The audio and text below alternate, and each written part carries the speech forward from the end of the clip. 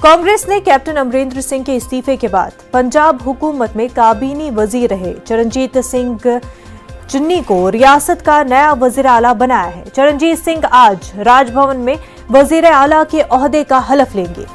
चरणजीत सिंह पंजाब के एक मकबूल दलित लीडर हैं और वो चमकूर साहिब असेंबली हल्के से रुकने असेंबली भी हैं। वो अमरिंदर हुकूमत में काबीनी सतह के तकनीकी तालीम के वजीर रहे हैं। चरणजीत ने 2007 से पंजाब असेंबली के रुकन हैं और वो रामदासी सिख बरादरी से ताल्लुक रखते हैं।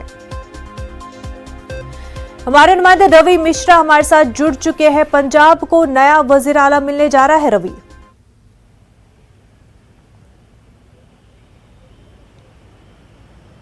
बिल्कुल मुनव्वर, देखिए पंजाब के लिए एक बड़ी खबर है, क्योंकि चरणजीत सिंह चन्नी एक ऐसा नाम है जो हमेशा पार्टी में सक्रिय रहे हैं।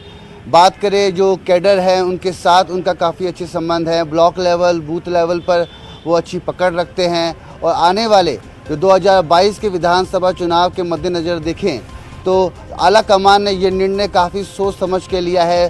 तो चुनाव के समीकरण को देखते हुए, एक दलित भाईचारा का नाम देखते हुए और जो वोट बैंक है उसको लुभाने की कोशिश की गई है और इसीलिए चरणजीत सिंह चन्नी का नाम इसमें सबसे आगे रहा और अब वो मुख्यमंत्री बनने जा रहे हैं और वो आज इस पर शपथ ग्रहण समारोह में उसमें शपथ भी लेंगे और जिसके बाद आधिकारिक रूप से वो पंजाब के मुख्यमंत्री बन जाएंगे। आपको बता दूं कि कई ऐसे बड़े नाम जो साफ तौर पर आगे चल रहे थे, उसमें बड़े बड़े नाम थे। अंबिका सोनी का नाम सबसे आगे चल रहा था, सुजिंदर रंधावा का नाम सबसे आगे चल रहा था। ये बड़े बड़े नाम हैं, कह सकते हैं इन तमाम बड़े नामों की कट गई कन्नी और बन गए मुख्यमंत्री चरणजीत सिंह चन्नी। जी हाँ, कुछ ऐसे ही सोशल मीडिया पर वो सक्रिय हैं, तमाम ऐसे मैसेजेस हैं, शुभकामनाएं हैं चरणजीत सिंह चन्नी के लिए। तो पंजाब के मुख्यमंत्री चरणजीत सिंह चन्नी के होने के वजह से आने वाले समय में 2022 के जो विधानसभा चुनाव है उसमें आप कह सकते हैं कि कांग्रेस ने एक बहुत बड़ा दाव पहले ही खेल दिया है। जी मुनव्वर, कांग्रेस का ये दाव जो है उन पर क्या भारी पड़ेगा या उनके हक में जाएगा? रवि,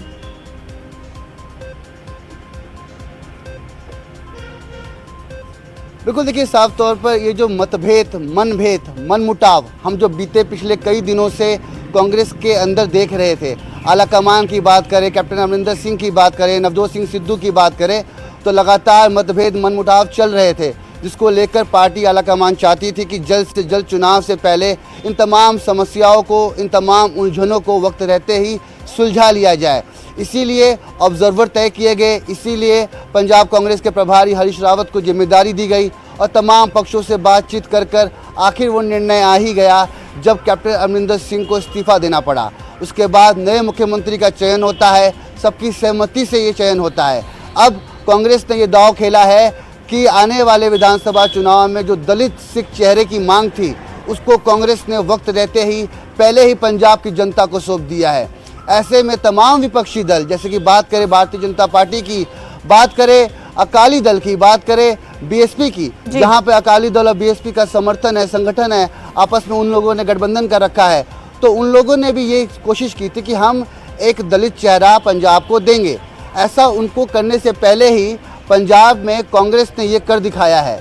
तो कहीं ना कहीं वो वोट बैंक जो इस उम्मीद में था कि आने वाले समय में एक दलित चेहरा पंजाब को मुख्यमंत्री मिलेगा, बतौर मुख्यमंत्री मिलेगा, वो पंजाब कांग्रेस ने पहले ही कर दिखाया है। हाँ, अब उम्मीद जताई जाती है कि आलाकमान भी ये उम्मीद करते हैं कि अब सब कुछ सामान्य रूप से चलेगा और संगठन एक साथ मिलकर पंजाब के जो 2022 के विधानसभा चुनाव है उसमें अब शिरकत करेंगे और जमकर मेहनत करेंगे, क्योंकि अब उम्मीद जताई जा रही है कि ये अंतरकला, ये आपसी मतभेद, मनमुटाव अब शायद खत्म हो जाएंगे।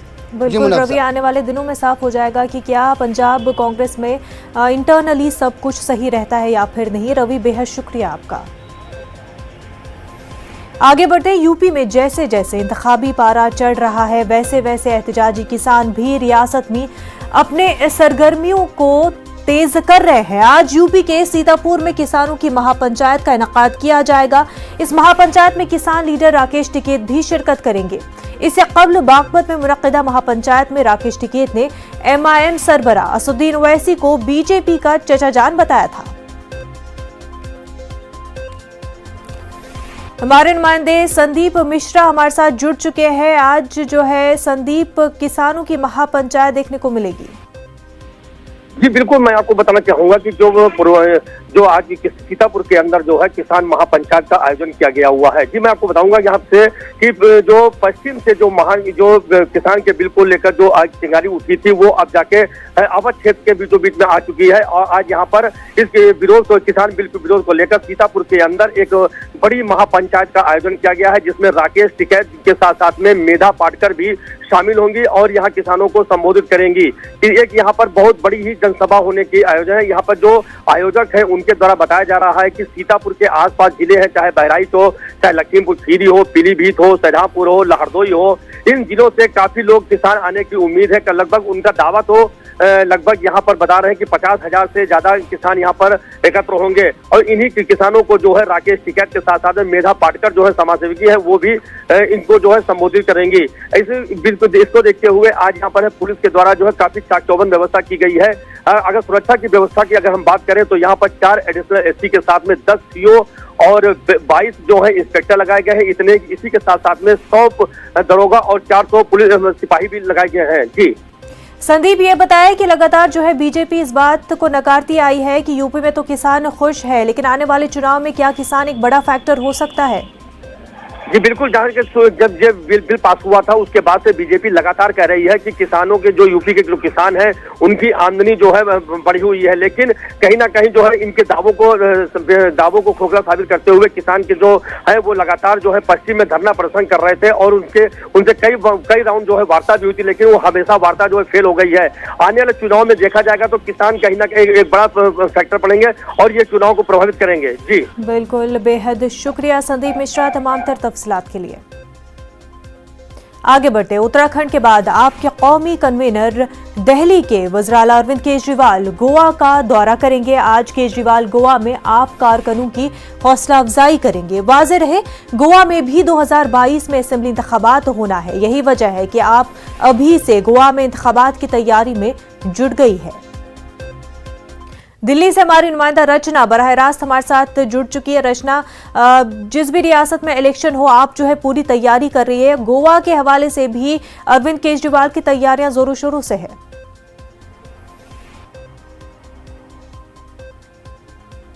रुपए की धनराशि देकर सम्मानित किया। तैयारियों में जुटी हुई है। कल दिल्ली के मुख्यमंत्री अरविंद केजरीवाल उत्तराखंड के दौरे पर थे और आज वो गोवा पहुंचने वाले हैं और ये माना जा रहा है कि बड़ा अनाउंसमेंट वो वहां पर करेंगे। तो अब ये बड़ा अनाउंसमेंट क्या होगा ये देखने वाली चीज़ होगी। क्या सीएम पद का चेहरा वहां पर वो अनाउंस करेंगे या क्या उनकी स्ट्रैटेजी रहेगी, क्योंकि कल 6 बिंदुओं पर उन्होंने बात की थी उत्तराखंड में। तो जिस तरीके से वो दिल्ली मॉडल को लेकर अन्य राज्यों में उतर रहे हैं और चुनाव प्रचार के लिए तैयारियां शुरू हो गई हैं आम आदमी पार्टी की तरफ से, तो सबसे ज़्यादा ये अहम हो जाता है कि खुद मुख्यमंत्री का दौरा और उसके बाद अनाउंसमेंट होनी है। तो सबकी निगाहें इसी पर है कि क्या ये अनाउंसमेंट होगी, क्या कुछ एक बड़ा ऐलान अरविंद केजरीवाल की तरफ से किया जाएगा जी, क्योंकि उत्तराखंड के बाद आज वो गोवा जा रहे हैं और लगातार आम आदमी पार्टी जगह जगह पर जाकर प्रचार कर रही है। अगर हम देखें तो उप मुख्यमंत्री साहब अयोध्या गए थे, उसके बाद अब मुख्यमंत्री कल उत्तराखंड पहुंचे थे, आज वो गोवा पहुंच रहे हैं और ये भी माना जा रहा है सूत्रों के हिसाब से कि बड़ा अनाउंसमेंट वो करने वाले हैं। अब उस बड़े अनाउंसमेंट में क्या मुख्यमंत्री पद का चेहरा वो अनाउंस करेंगे या गोवा को लेकर उन्होंने कुछ और अलग एक प्लानिंग की है, क्या कुछ अनाउंसमेंट या योजनाओं को वो लेकर वहाँ पर आने वाले हैं, क्योंकि जिस तरीके से दिल्ली मॉडल को लेकर वो आगे चल रहे हैं तो ये देखने वाली चीज़ होगी। मुनज़्ज़ा बिल्कुल रचना, और हमारे पास इस वक्त एक और बड़ी खबर भी है, आप बने रहिए हमारे साथ। हमारे नाजरीन को बता दें कि गुजरात के वज़ीर-ए-आला के ओहदे का हलफ लेने के बाद भूपेंद्र पटेल आज पहली बार दिल्ली पहुंचने वाले हैं। सीएम भूपेंद्र पटेल दिल्ली में वज़ीर-ए-आज़म नरेंद्र मोदी और सदर जमहूरिया से मुलाकात करेंगे। इसके अलावा वो वज़ीर दाखिला अमित शाह और वज़ीर दिफा राजनाथ सिंह से भी मुलाकात कर सकते हैं। उनके आज दिल्ली दौरे पर मुलाकातों का सिलसिला जारी रहेगा और देर शाम तक अहमदाबाद वापसी करेंगे। वाजरे के साबिक सीएम विजय रूपानी के इस्तीफे देने के बाद भूपेंद्र पटेल ने गुजरात के नए वज़ीर-ए-आला के तौर पर 13 सितंबर को हलफ लिया था। रचना, भूपेंद्र पटेल आज दिल्ली के दौरे पर रहेंगे, वज़ीर-ए-आज़म से मुलाकात भी करने जा रहे हैं।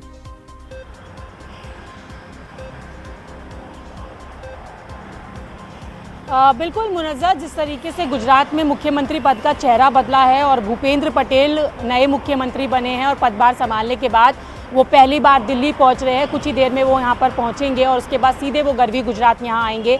11 बजे के करीब राष्ट्रपति से मुलाकात होगी, उसके बाद उपराष्ट्रपति से मुलाकात करेंगे और जिस तरीके से उनका कार्यक्रम पूरी तरीके से तय है, उसके बाद जेपी नड्डा से मुलाकात करने का कार्यक्रम है, गृह मंत्री से मुलाकात करेंगे और करीबन 4 बजे प्रधानमंत्री नरेंद्र मोदी से मुलाकात करेंगे।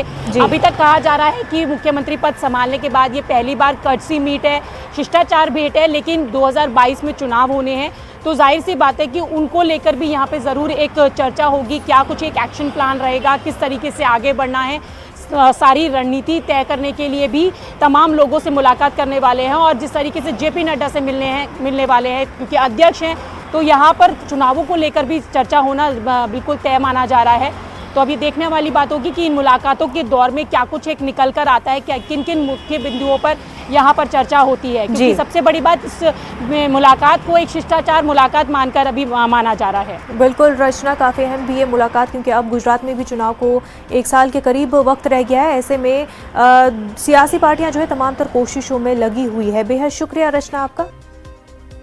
ब्रेक के बाद आपका खैर मकदम है। उत्तर प्रदेश असेंबली इंतखाबात 2022 से पहले इंतखाबी सरगर्मियां तेज होती जा रही है। तमाम पार्टियां मजबूत दावेदारी पेश करने के लिए कोशा हो गई हैं।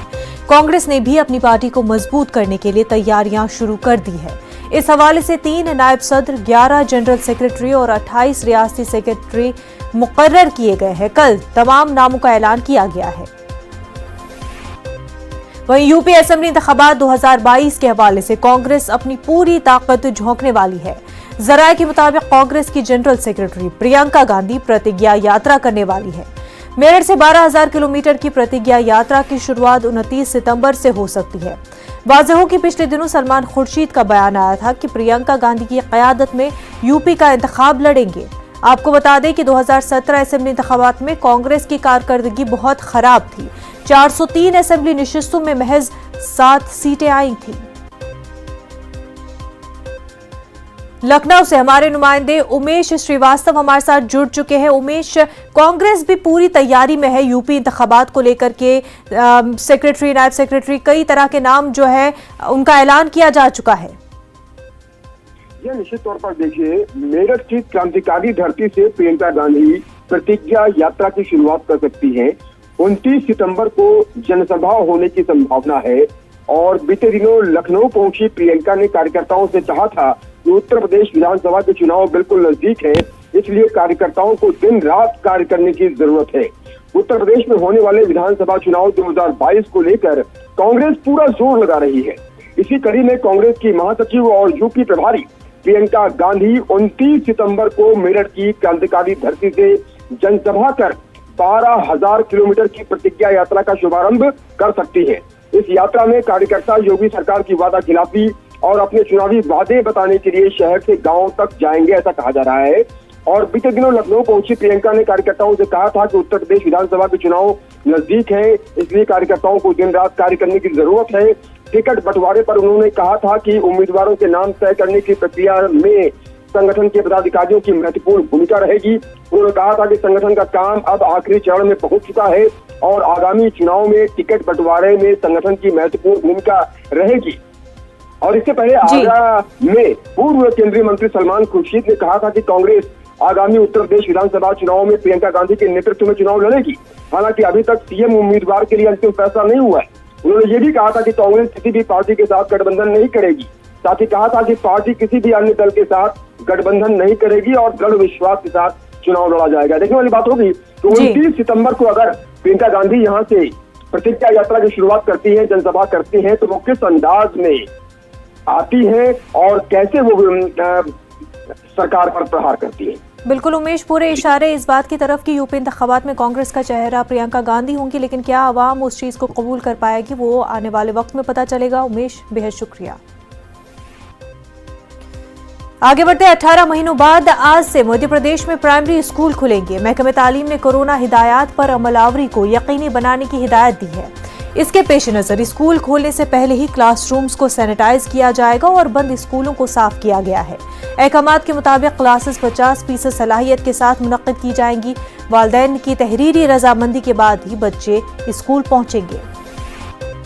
हमारे नुमाइंदे मेहताब आलम इस वक्त हमारे साथ जुड़ चुके हैं। काफी अरसे बाद स्कूल खुलने जा रहे हैं, उस हवाले से तैयारियां भी शुरू हो चुकी है।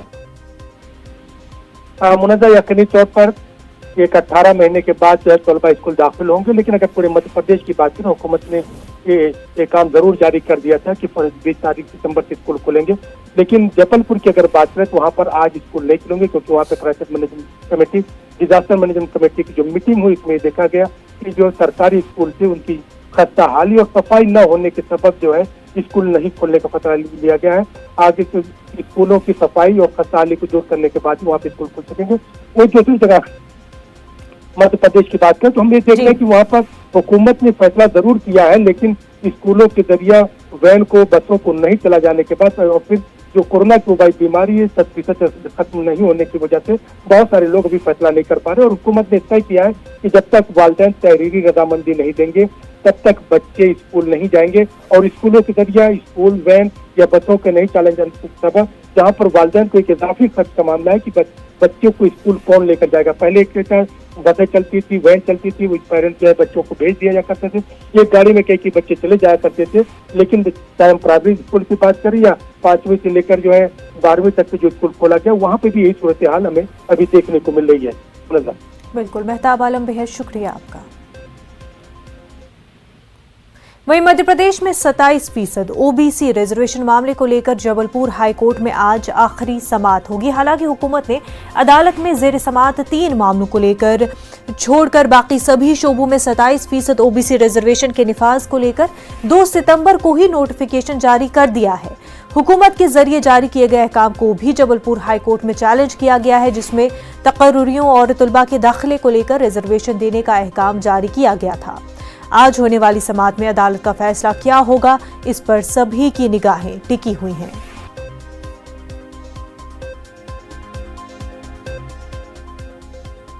बाराबंकी के मसौली थाने इलाके के सादतगंज गांव में गणेश मूर्ति विसर्जन के दौरान एक दर्दनाक हादसा पेश आया है।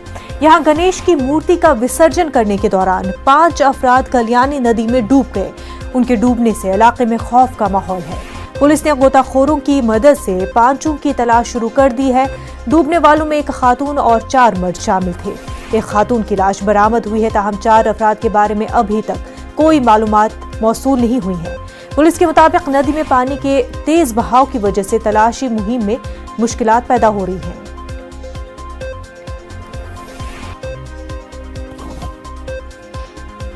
क्या कार्यक्रम था यहाँ पे? यहाँ छोटी सी एक प्रतिमा थी, करीब 1.5 फुट की, गणेश जी की, वो विसर्जन होती थी। अच्छा, कई सालों से हो रही है। कहाँ पे रखी थी प्रतिमा? फिर कहाँ रखी थी? नारायण पांडे। अच्छा, वहाँ से विसर्जन करने के लिए आए थे?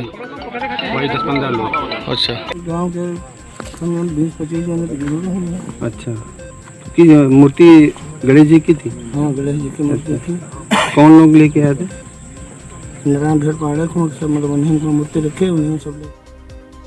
कोरोना वबा के दौरान बाहमी इमदाद और इन्हिसार का जज्बा मुस्तहकम हुआ है। मुल्क इस वबा से मुत्तहिद होकर मुकाबला कर रहा है। टीकाकारी के ऐलान के बाद हम बेहतर ताउन करें, जिससे हम कोरोना को मात देने की जानिब कदम बढ़ा सके। नेटवर्क 18 इस मुहिम में हर कदम पर आपके साथ रहेगा। जब तक सभी महफूज नहीं होते तब तक कोई भी महफूज नहीं होगा। इसी सोच की बुनियाद पर हमारी मुहिम संजीवनी का मकसद ये यकीनी बनाना है कि वैक्सीन पाना सभी हिंदुस्तानियों का हक है।